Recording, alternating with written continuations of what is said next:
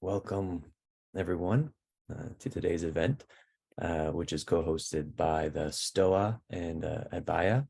For those of you who don't know the STOA is, I haven't really actually figured out how to describe it well to newcomers, but it's a sort of a para-academic place that has interesting philosophical events.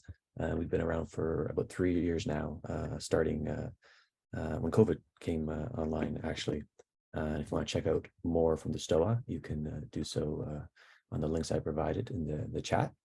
And advaya is a similar event type, in-person events, online event platform that explores the connections between ecology, spirituality, and mental health, advocating regenerative narratives and economies, collective responsibility, public awakening, and mobilization. Oof, sounds delicious. And we both kind of did the online thing around the same time, the STOA and advaya, and we're doing in-person events before that. And advaya has a lot of really great courses, and one of them is coming up called Collective Sensing Harm by Design, or Sensing Harm by Design. And it's with the collective, the Gesturing Towards Decolonial Futures Collective, which we have here today. And I'm going to tag in Ruby from advaya, and she's going to introduce the collective, and then the collective is going to present, and then they'll be followed by a Q&A. So if you have questions anytime, feel free to pop them in the chat, and I'll call on you, and you can ask your questions to the collective during the Q&A portion. And this will be on YouTube, so if you don't want to be on YouTube, just indicate that, and I can read your question on your behalf. So that being said, Ruby, I will tag you in. Thank you, Peter. It's really great to be here with Asul and Camilla, also from Gesturing Towards Decolonial Futures Collective. My name is Ruby Reed, and I'm one of the co-founders of advaya.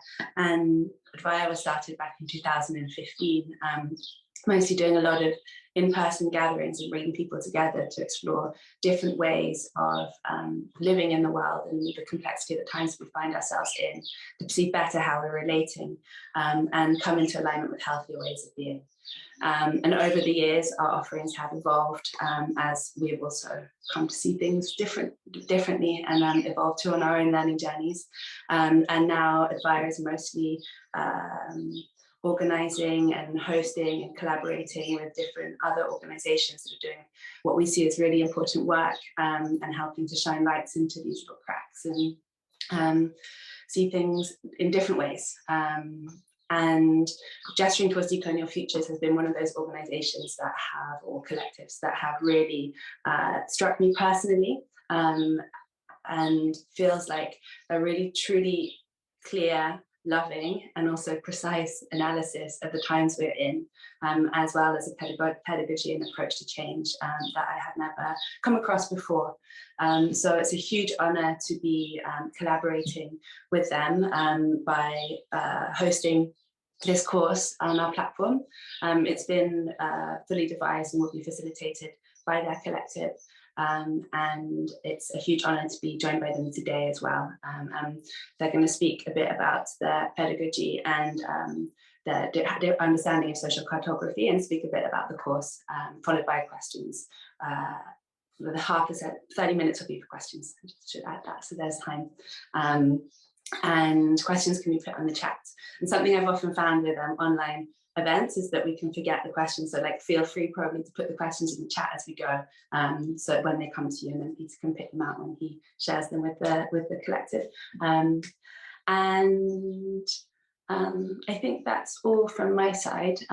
Something to say perhaps again is the course starts at 26th of June, so we'll share the links to that in the chat as well, and feel free to get in touch if you have other questions or want to learn more after the session.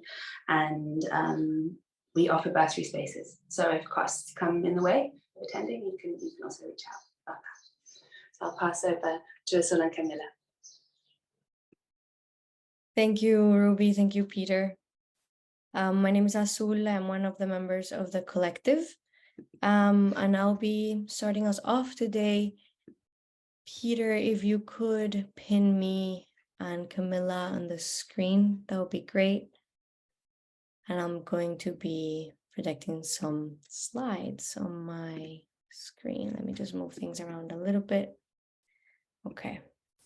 So in the collective, we usually start with a land acknowledgement. This is also largely due to where Camilla, myself, and other members of the collective are located in the world. I know that in this call, we have people from all around the earth. And so to open this space, we like to land into an acknowledgement of land as a living entity that belongs to nobody but to itself.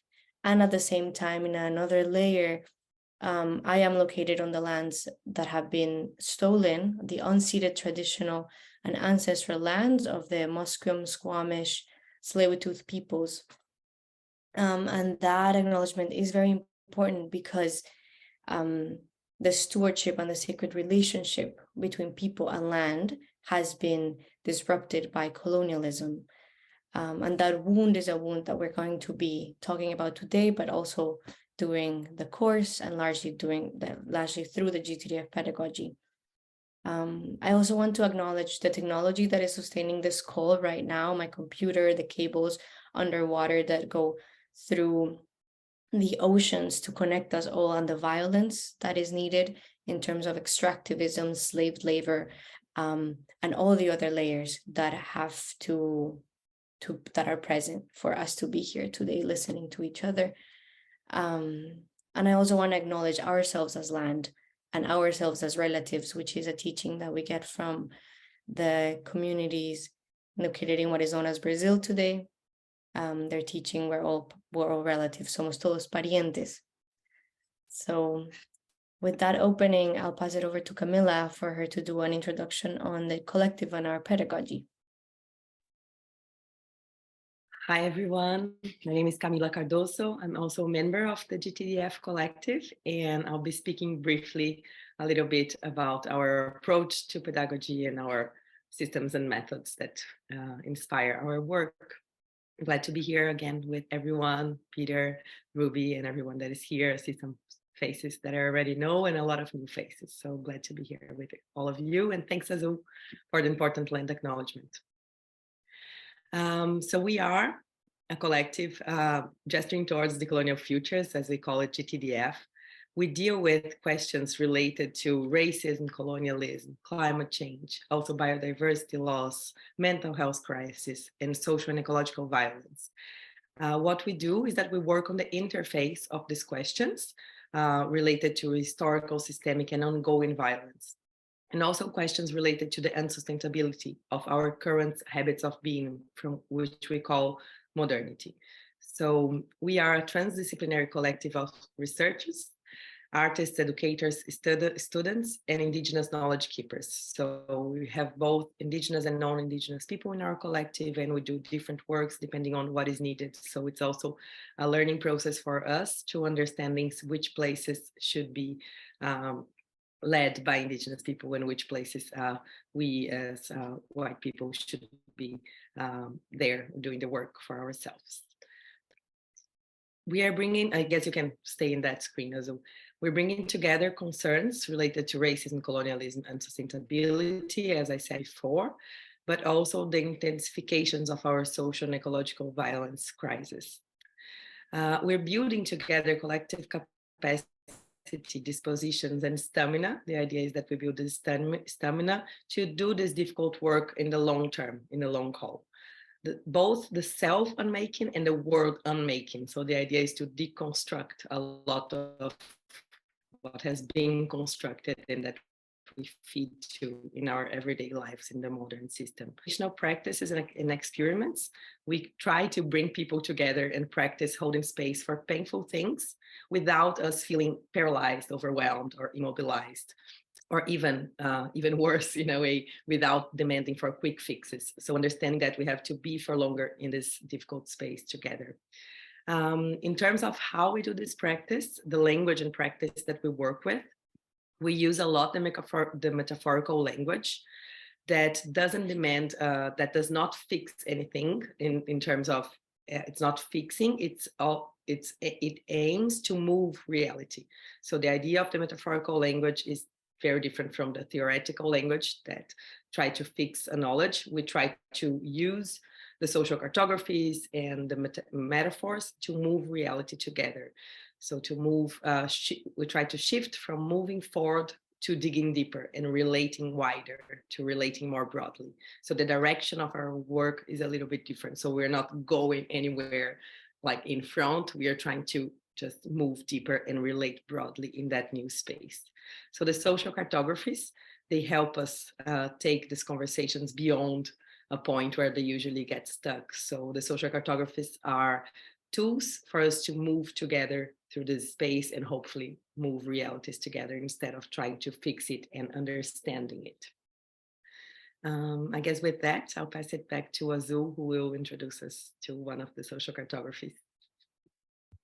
Yes, and I think to that point of not moving necessarily forward without a teleological, developmental, colonial way of moving forward, but relating wider and digging deeper, we're going to bring a social cartography today that will demonstrate how to do that in a very simplified way. And this cartography will come up later in the course, and we will tease it out with more time. But here we're just going to give you kind of a sense of how social cartographies work. So I'm sure many of you have heard a lot of conversation about the idea of equity, equality, inclusion, liberation, this conversation. And maybe this image is, I'm going to make it a little bigger, but it's going to cover my face a little bit. This image might be familiar to some of you. So it's the idea that equality, there's people trying to watch a game and everybody's giving the same box, the same fence, right? And then the question of equity, which is the image next to it, says, well, we need to support different folks that are in different positions so everybody can witness the game, right? And then some theorists and some folks have been asking, well, why is there a fence in the first place? Why shouldn't we just take away the fence and allow these people to be part of the game? These questions are all valid. And in the collective, we're asking the question, well, why aren't we questioning the game itself? So from that came this cartography, which I'm going to simplify a little bit for us today, just using the example of modern education. So this cartography is the spaces of reforms, and it was, one second, it was created by, collective conversation between the folks in the collective.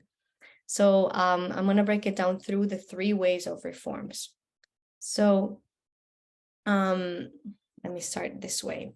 So the idea of self-reform is, if we think about that first image of the game, is the idea that we've never been healthier, happier, and wealthier, but we do have some problems in society that we need to address through institutional transformation. So the idea is that we need better data. For example, in modern education, we just need more standardized testing, we need better policies and better elected leaders, but all within the same system, within the same structure. We just need to make little tweaks here and there.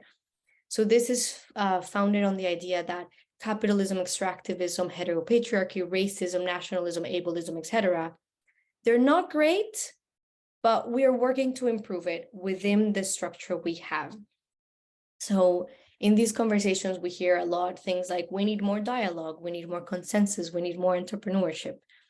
And this is also sustained on the idea that the game is great and everyone can watch and win once everyone knows the rules, everyone learns what the rules are. Then if we move to the next reform, the next types of reforms, which we call the radical reform, there is in this reform a recognition of epistemological hegemony. So it's the idea that we are understanding that our ways of thinking have been colonized. And so what we need is to include marginalized populations and redistribute resources in some way. So this reform is founded or fundamented in the idea that, capitalism, extractivism, racism, heteropatriarchy, and nationalism are all a byproduct of modernity. And so here we would hear things like, the game is rigged. There's an understanding of the game itself is unfair. And if we want to win, we have to change the rules of the game. I'm going to pause here just to give space to Camilla if you want to add anything, because I've been going a little fast.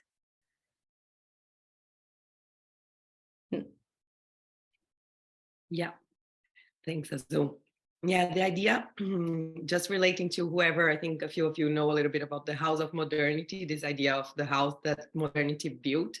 The idea of the reforms is that we have just another point of view from what Azul was bringing, is that we have the possibility to reform this house. So do we have the possibility to actually reform the system, or do we have to try to create a different house or something like that? So in reforming the house, there are soft reforms. There are things that we're just like, let's fix this window. Let's make a slightly bigger window so we get more light into everyone kind of thing. Or like we should add a few floors or build it down to the earth, but still it's a reform of the same structure. Also at this point, I would like to mention that all of them are needed and all of them are necessary in different points and different contexts. So what we are saying here, weaving with how we deal with the pedagogy is not a fixed thing or a certain thing or a certainty that we all should move forward to that direction, but more of how do we use this idea of this cartography to have conversations, to have difficult conversations that can bring us to a deeper place together. So we're kind of giving a taster here. We won't have time for a large group conversation, but that's the idea and how we work with. Thanks, Azul. Thank you, Cami. So exactly, yeah, we're not suggesting that we all should move towards beyond reform, but it is posing those and complicating those questions about, and also working with honesty in where is it that we're located in the work we're doing. So when we move towards beyond reform, now here in this break, there is a recognition of ontological hegemony. And that already breaks reality in or begins to complicate or question reality in a different way, has a different texture to it. And if we think about it through the example of modern education, what we're saying is that, for example, modern education, but take any institution here, healthcare, or, you know, the house of modernity, society at large, you can work in many layers. The idea is that these institutions, these structures are inherently extractive, relationally unethical, and ecologically unsustainable. So it's the idea that capitalism, extractivism, ableism, heteropatriarchy, etc., they are modernity. They are the building blocks of modernity, and therefore they cannot be fixed or edited out of it. So the questions or the paradoxes that we're sitting with in the space of beyond reform is that the game itself is harmful and it makes us immature, but we are addicted. We're stuck playing. So it's the idea that, you know, in this part of 1 second, I got a little bit confused here with the slides. In this part of the reforms, what we're doing is we are moving away from, or we're questioning the game itself. We are aware of the game. And what we're doing is moving with its paradoxes and its complexities, and a space where we're being taught by the collapse of modern systems and the rupture of the modern grammar. So this is a space where we're talking about hacking. We're not talking about breaking the code. We're going to speak in coding language. We're talking about hacking.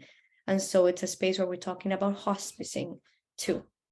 And I'll pause one more time to pass it over to Camilla before I move into what this means for the course we're offering, but also what it means for the question of education at large. Yeah, the idea when we talk about beyond reform is that we're bringing together a lot of things that maybe perhaps we do different parts of our lives that we want to unwire ourselves from modernity. So we do want, like, I feel that a lot of us that are already doing this work, we have this direction of unwiring ourselves from modernity in different ways. But then when we see it as a systemically and broader thing, we try to put together all different things that has to be done, or different areas of our lives or of our work, of our relations with family, of our relations with friends, people, more than human beings, with nature. All of those relations have to be unwired together with our, like, role in the world. So The idea when we try to build stamina to be in this space beyond reform is that we're thinking broadly of our role within this game and being like super over conscious about the game. It doesn't mean just like running away from the game either. We have a few other cartographies that will address that, because there is this tendency as well of like, okay, so I won't play the game. Like I can just isolate myself in the mountain or something and I won't be playing this game. But we try to like be there and to build the stamina to be there for a longer time, to be with this problem. And meanwhile, you are trying to unwire a lot of our internal and external structures that are wired to modernity. Thanks, Azul. Exactly. And so now we sit with the question of what this means for how we engage with our consumption of knowledge or our consumption of information. And here we all have also mapped in the collective what we call the catch-22 of education. I'm going to move to this side. So what we see often when people are trying to engage with not only the content from the collective, but education at large, is that there's these common assumptions that are operating. And so it's the idea that talking about negative things makes people feel demotivated. So this is, the climate and biodiversity collapse we're facing, the mental health epidemic we're facing, collective extinction, these conversations that are real and are important. We get a lot of comments that say, complexity causes people to feel overwhelmed. Exposing complicities makes them feel uncomfortable. The lack of simple solutions immobilizes people. Uncertainty makes people feel anxious, and talking about the possibility of wider social and ecological collapse can make people feel hopeless and angry. So from these demands, what we see is that many of us who have been, socialized and conditioned within modernity and coloniality are demanding a type of education that is short, simple, easy, light, fun, and hopeful. We get this, please make it hopeful. And so what we have mapped is that this creates a merry-go-round of modern education, where I'm going to, actually this size is probably okay, when people are demanding safe, simplistic, feel good, look good solutions that sustain the status quo. Feel good, do good, look good solutions, right? Window dressing, like the optics of it. And that causes then for tokenistic and transactional engagements that are driven by optics and by consumption, the consumption of knowledge, of status, of relationships. And so that causes narrow and limited imagination of what is possible or even what is desirable, right? Which takes us back to the safe, simplistic, look good, feel good, quick fixes, like the soft reform, the comfortable, the warm and fuzzy, the hopeful. And so we have been asking this question over and over again. And the question is, how do we hack this merry-go-round? How do we break it? How do we interrupt it? Or how do we find the cracks to move otherwise? And so through sitting with that question, we have created a course that is attempting to break some of these patterns. And that course we're calling it Sensing Harm by Design, which is, through the GTDF collective. And it's the course that Advaya is supporting us in organizing. And I'll pass it over to Camila to talk a little bit more about that course. So we chose this cartography to present to you, just getting back to what Azul was presenting, because we think there's a lot to do with the premise of the course. So now I will read it with you, because we do think it's a very important text that we put together, the premise. It's also online, it's on Advaya website.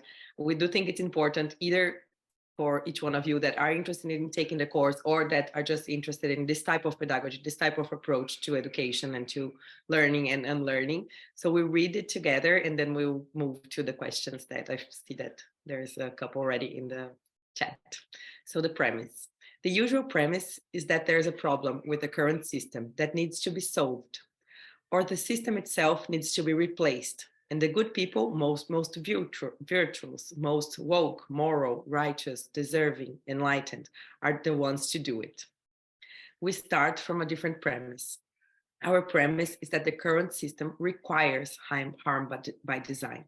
So the system to exist, to continuously exist as it's been happening for years and years and centuries, it requires harm. So we have to acknowledge that very deeply.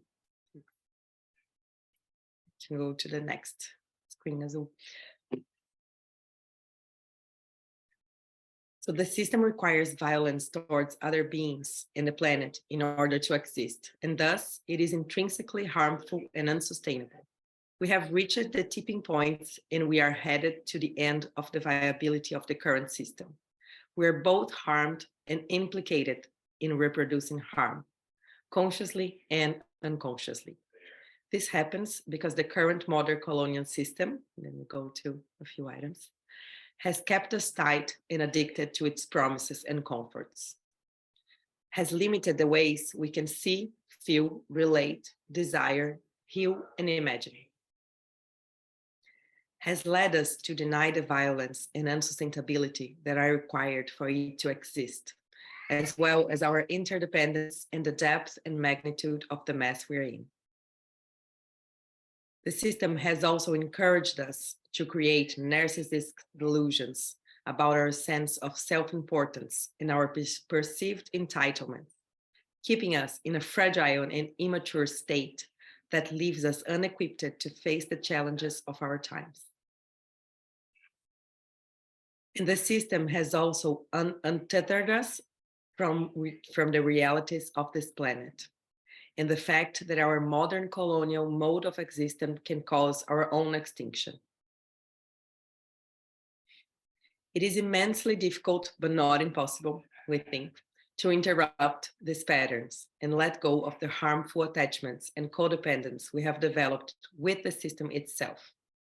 Without doing this work, we will only be able to want and imagine different versions of the same modern colonial system. This course offers a container and a methodology for developing this, identifying and interrupting the usual patterns and committing to a process of cognitive, affective, and relational decluttering as a continuous practice.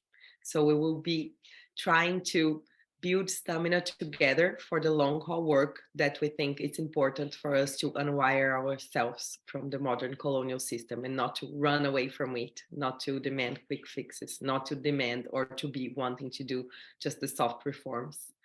That's the idea, and I'll pass it back to Azul. Yes, I believe that is the information, the cartography we brought to share with you all. And I think Peter and Ruby were ready to receive questions if there's already some questions on the chat. All right. Before I get to the Q&A, Ruby, would you like to add anything about the course? Not specifically about the course. I think it would be great to jump to the questions. And I'll just put some of the links in the chat so people can have a look if they want to see more about that too. Thank you, Ruby. So if you have any questions, pop them in the chat and I'll call on you. You can ask your questions. We might not go in order. And if you have any questions about the course specifically, we'll prioritize that. And we have about 20-30 minutes. Brian, you had a question.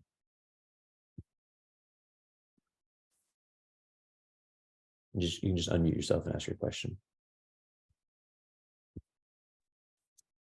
Did you say Brian? Yes, Brian. Hello, thanks. So I'll just repeat it from the chat. I was just curious about how the pedagogy regards the possibility of human extinction, and whether you consider the possibilities that might be created by human extinction for all the other beings that exist on this planet, or whether it's taken kind of as a first principle that it's an outcome to be avoided.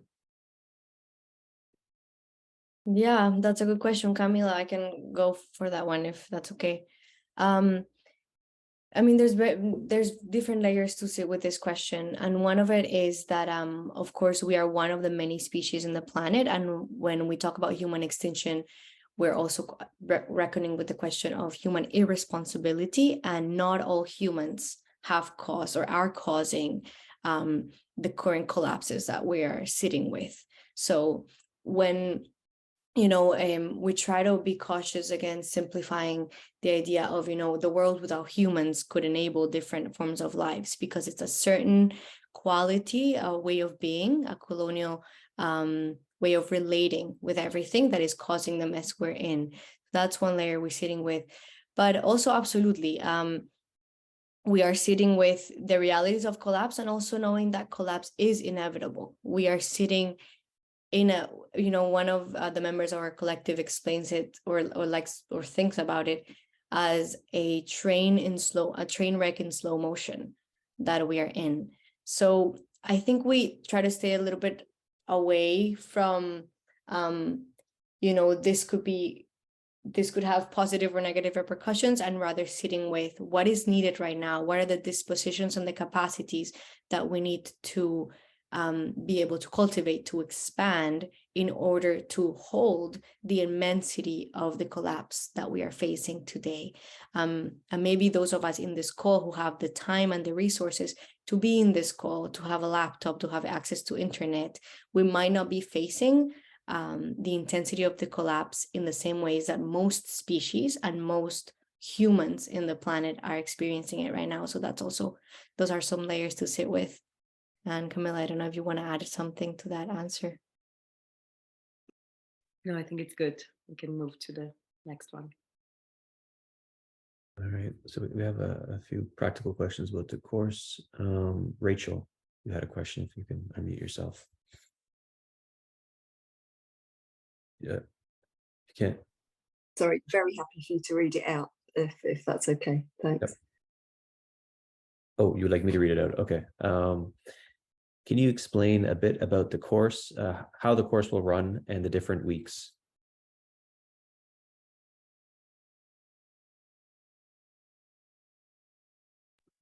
I mean, did you say you or did you say me? No, I think you can go as well for this one as well. Okay, I'll take this one too. Yes, of course. The course is assigned in 6 weeks, and in the collective, we if you were to think about it as the pillars that we work with 4 denials. So we talk about the denial of unsustainability. We talk about the denial of the violence that we're in, the denial of the magnitude of the problem, and the denial of entanglement, the idea that we are entangled with every living system. So what we're going to do in those 6 weeks is, the first week is an introduction into the pedagogy. We're going to create agreements for how we're going to, learn and unlearn together. And then we're going to go, each week, we're going to go through one of the denials. And then the last week, we're going to do not a closure, but a continuous opening forward into, how do we keep failing together differently, moving forward. And there was something else I wanted to say, and it escaped me. Oh, yes, I remember. An important thing about this course and the pedagogy of this course is that the content of the course itself is your response to the course material. So we'll give you course material, there's going to be live sessions, but it is how you are responding to it. That's the course material itself. So it is a course that is very demanding. We've been told by participants that it is a course that is demanding. And so it needs a certain disposition of the participants that are going to engage with it in order to make of it, really work with the pedagogy of the collective that is counterintuitive and is aiming to break that merry-go-round that we were talking about. I'll leave it at that for now. Megan, you also had a question about the course.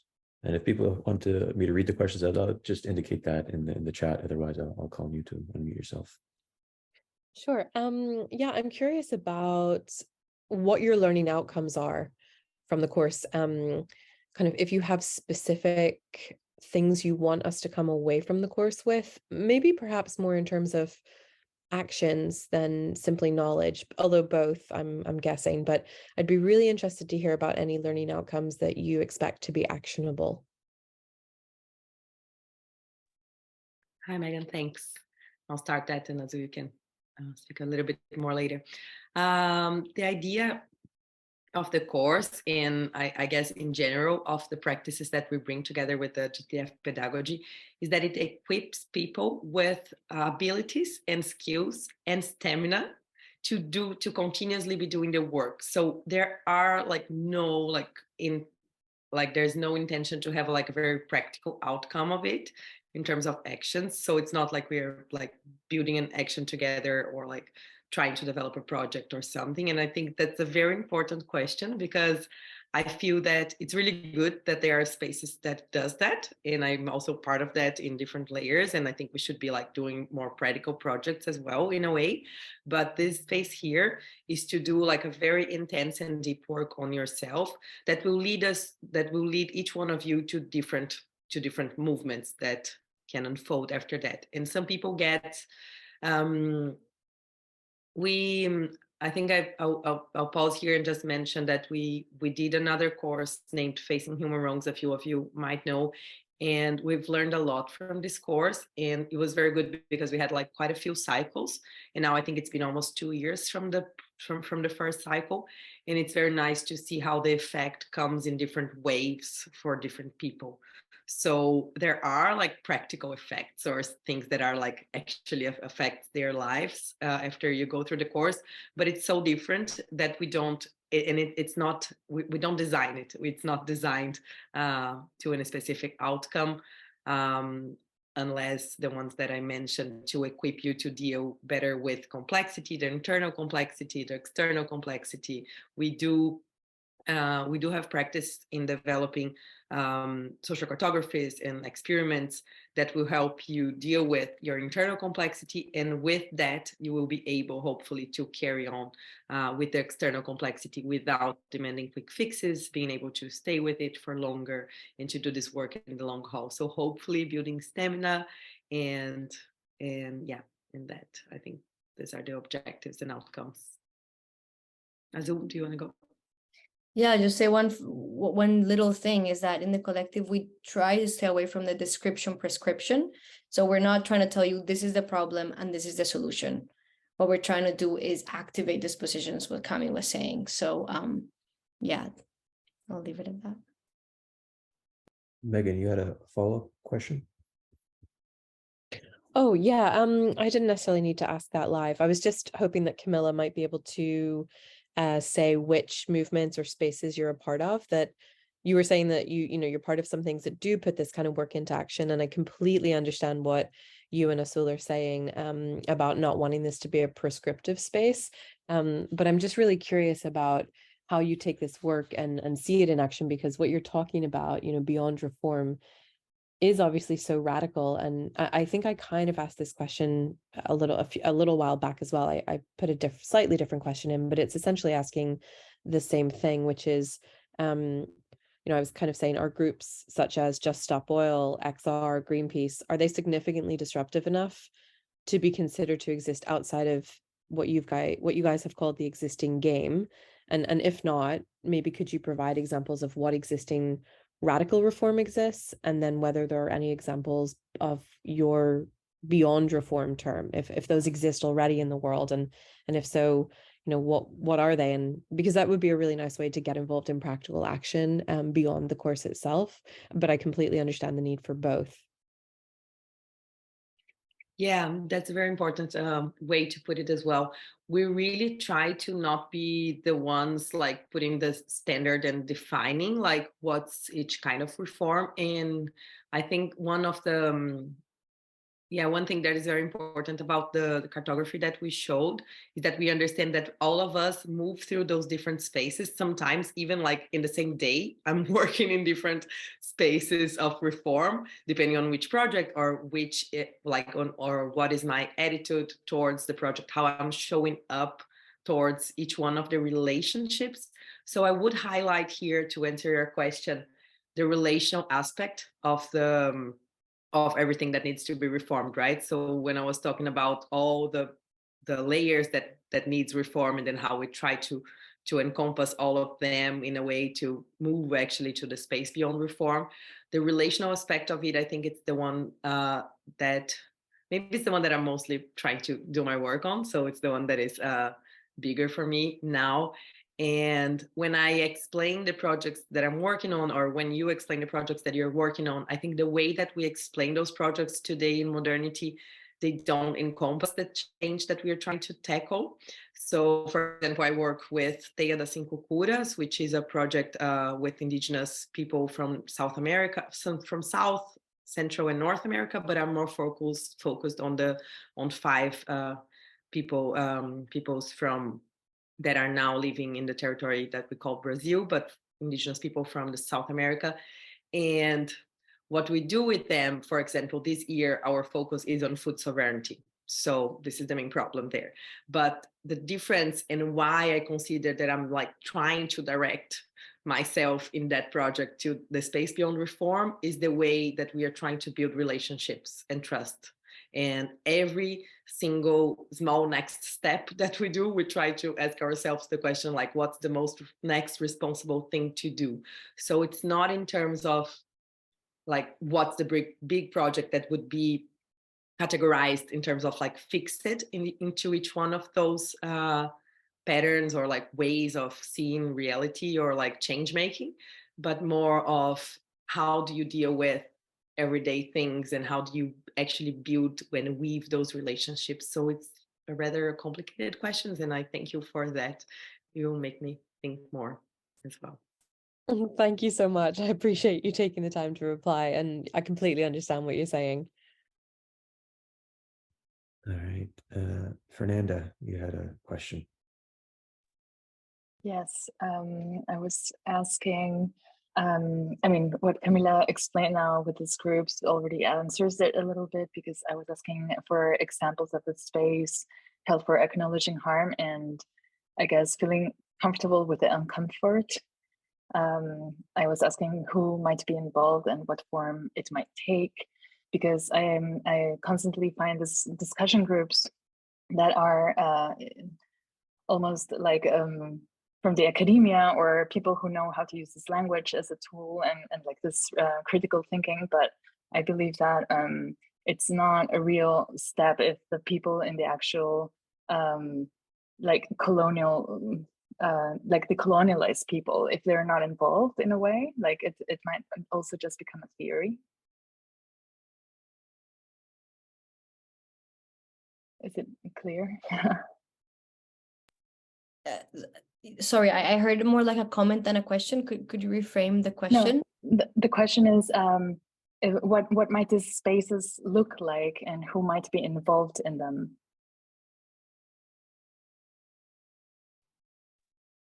Yeah, do you want me to go? I read your question in the chat before, Fernanda. Thank you.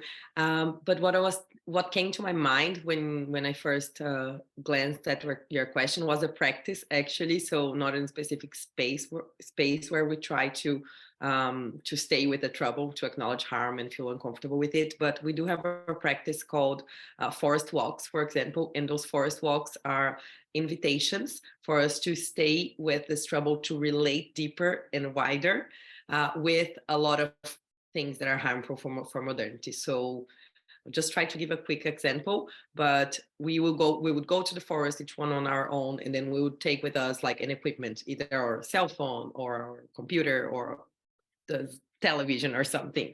And then you try to sit with that, guided by a lot of exercises and prompts and like texts, and both more of informational aspects of it and also a poetic aspect of it that we'll try to connect in a different relational level. But you try to see with that contradiction of needing to have those technologies with you and understanding very deeply what's the impact of that, both in other human lives, whereas like minerals are extracted and produced, and also in terms of what we call nature. So what is it that are the impacts? So one practice that we invite us, that we use as invitation to stay with the harm, are the forest walks, for example. We do not create, and again, I think it has to do a little bit with Megan's question, but on another layer, and it's important to say what we do not do as well. We do not create like community spaces for us to be, practicing grief together. Like we end up sometimes grieving together and being that, but it's not our main thing to be like, let's create this collective space so we're holding this difficult and like making it into a ritual or making it into another form of relating as a community to it. We do a lot of we try to do our own work, and in doing our own work we will be relating deeper to other beings. Are they in the same room or not? But it's not about building community. So I think also that's important. There's quite a lot of good work being done as well in terms of sitting with the complexity while building community. That's not the focus here in a way.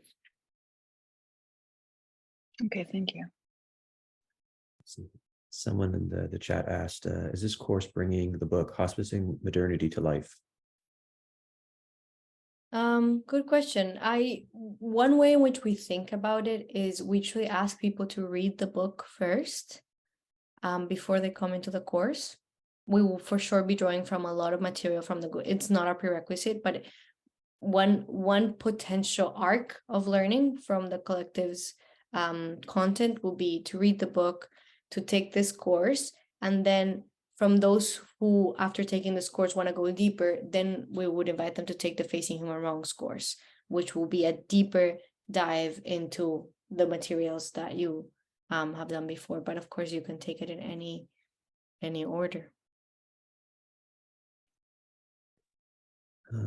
Matura, you had a share question, and if I mispronounced your name, my apologies. Would you like to unmute yourself? I'm on my phone, so I can't read the comment out loud at the same time as speaking. So would you be able to do it? Sure. Correct me if I'm wrong, but it sounds like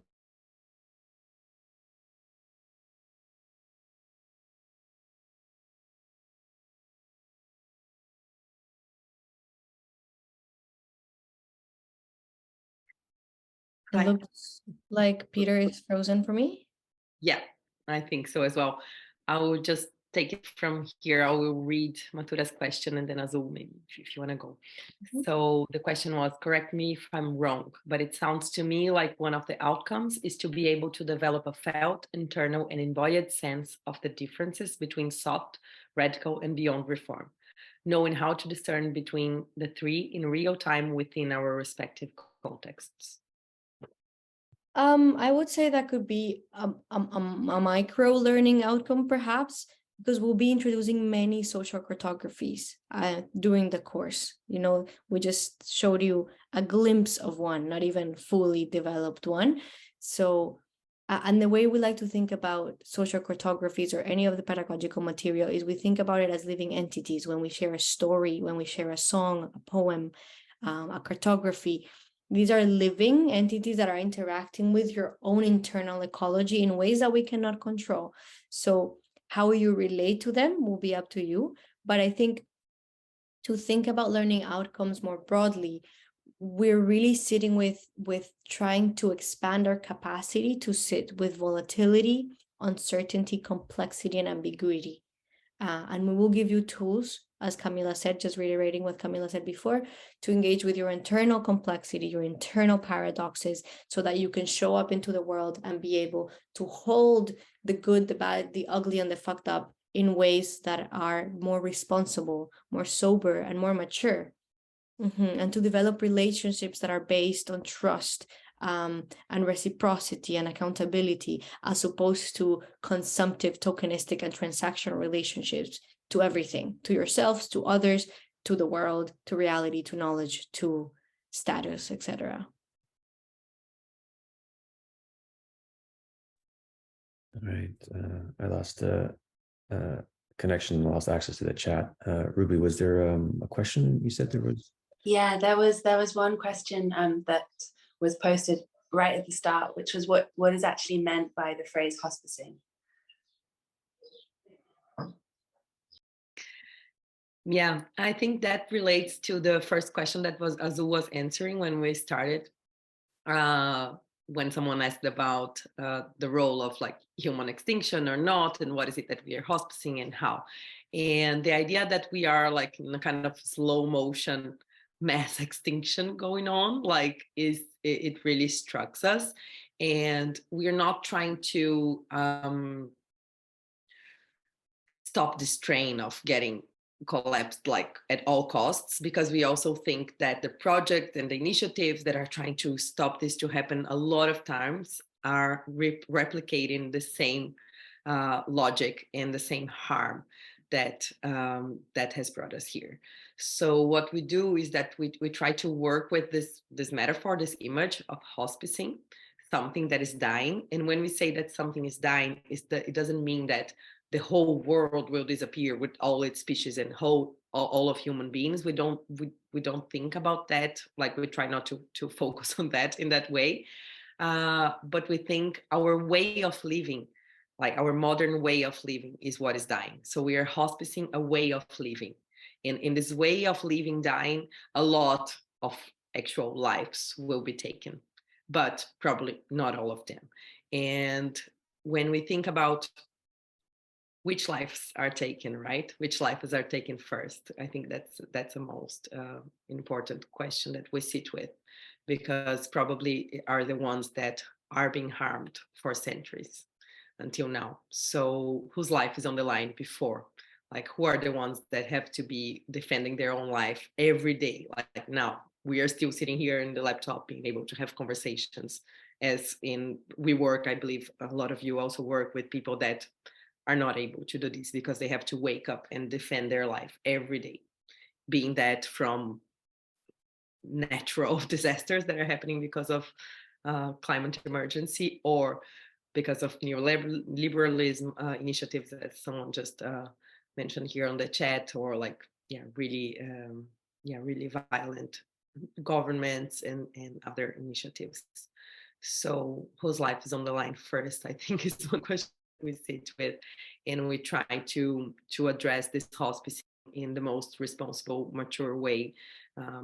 Building relationships that are based on in a different way of modernity. So we try to open space to hold space for hospicing this modern way of living. That's what we mean by hospicing in a short line, I guess. And we can probably sneak in one more question. Chris, you had a question.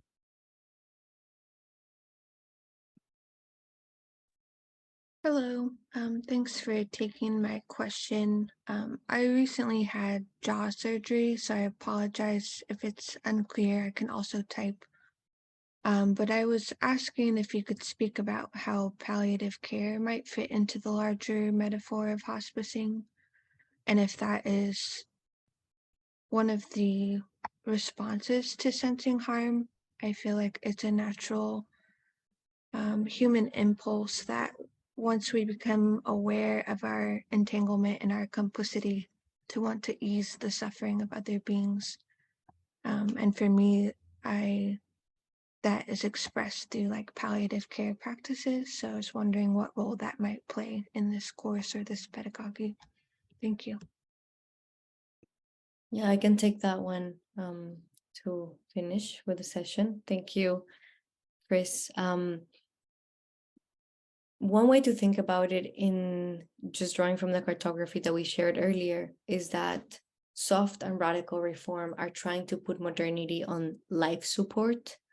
We're trying absolutely our best to keep it going. If we think about it like a house, the house has is leaking from the roof, the floors are cracking, and what we're doing is trying to patch everything and just sustain the house at all costs. But when we move into spaces of beyond reform or hospicing or palliative care, what we're doing is acknowledging that this death is happening. And so it also comes with, we talk about being both death doulas and birth doulas. Not that we are birthing something, because the idea also that that, you know, it takes our imagination to bring something to reality, or that we're going to birth the next thing, is also can be problematic, because our colonized ways of imagining and hoping and our colonized ways of relating. And so what we're trying to say is we need to move away for the thing to be born. You know, the thing is dying, how can we assist? And the thing is, something else is being born already. How can we declutter so we can pay attention to what's coming through and assist the birth of something new? We don't know if it's going to be better or wiser, but it could potentially be.